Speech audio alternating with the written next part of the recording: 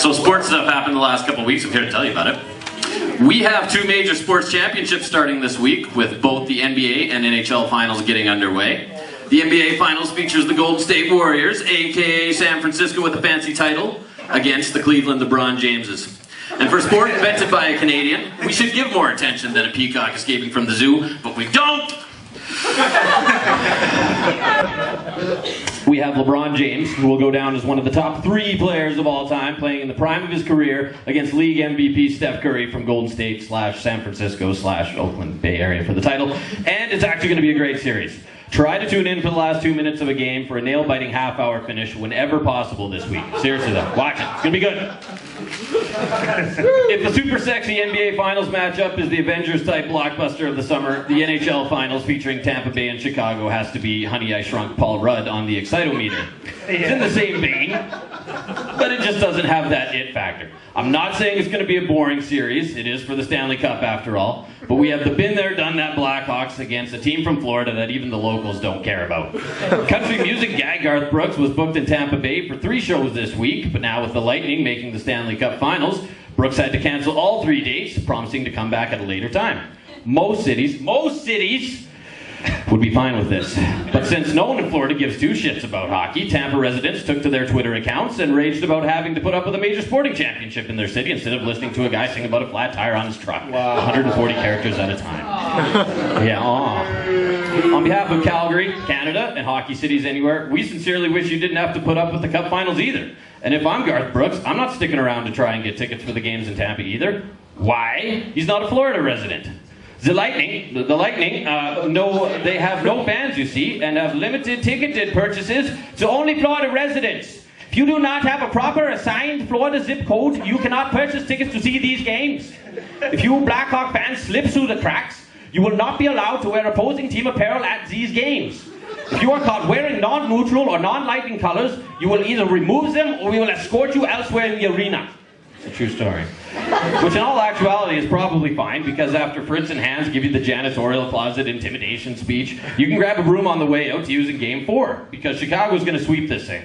Get it right, Southern U.S. Learn how to do hockey. To be fair, we Canadians don't really know how to adopt the sports from the States properly either. Maybe we anticipated the copyright-friendly lawyers down there eventually being a problem, a la Samsung and Apple, when things are just a little too similar. So when we started up the CFL, we changed the ball. We changed the field, moved the goalposts, made the end zone bigger, changed number of players, changed number of downs, changed scoring, and basically made it so it's a pain in the ass for Americans to understand. One of the players I do hope gets the game here is Michael Sam. The first openly gay pro football player. Sam is signed in Montreal, and really it's a great move for everyone involved.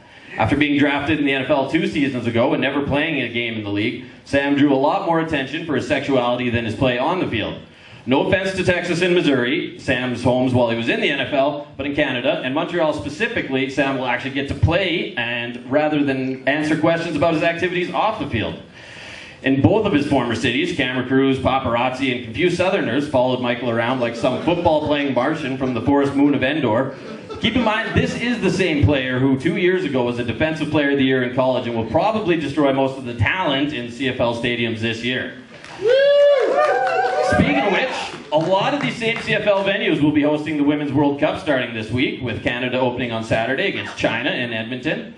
Really, this should be the only World Cup us Canadians care about, since, well, it's the only one we actually compete in. The Canadian women are ranked 8th in the world and are a serious contender and a threat to be world champions this year. You'd think our men's program, with similar funding at its disposal, would maybe field a decent team.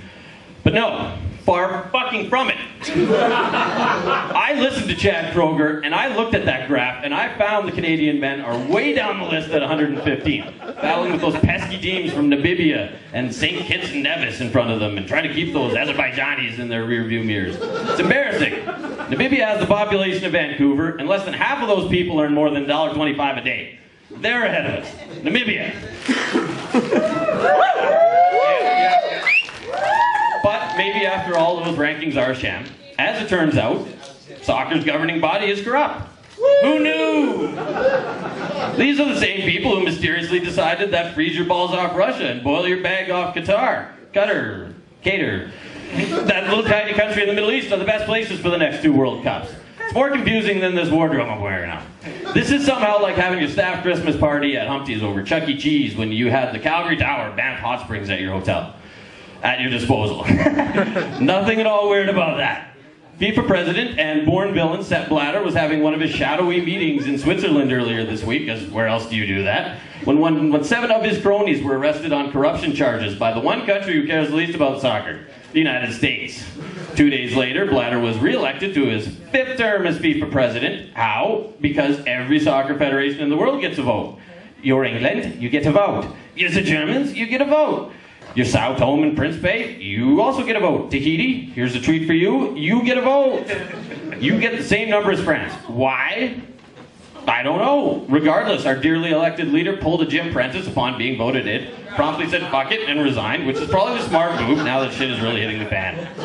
His suggestion for a possible replacement? Blatter insists that there should be an election held for his now vacant spot, just like the one we had a couple days ago. One of those arrested, Jack Warner, former vice president of FIFA, got on Bing and somehow managed to find an article showing the US was scrambling to work with FIFA to have a World Cup held this year in the United States. Gotcha, Americans.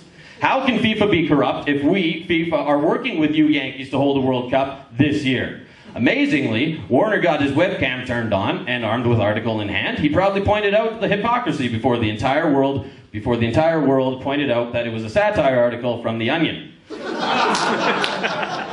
Jack, once you're extradited to the United States, seek out DMX, and both of you can learn how to internet together once and for all. And that this week is sports.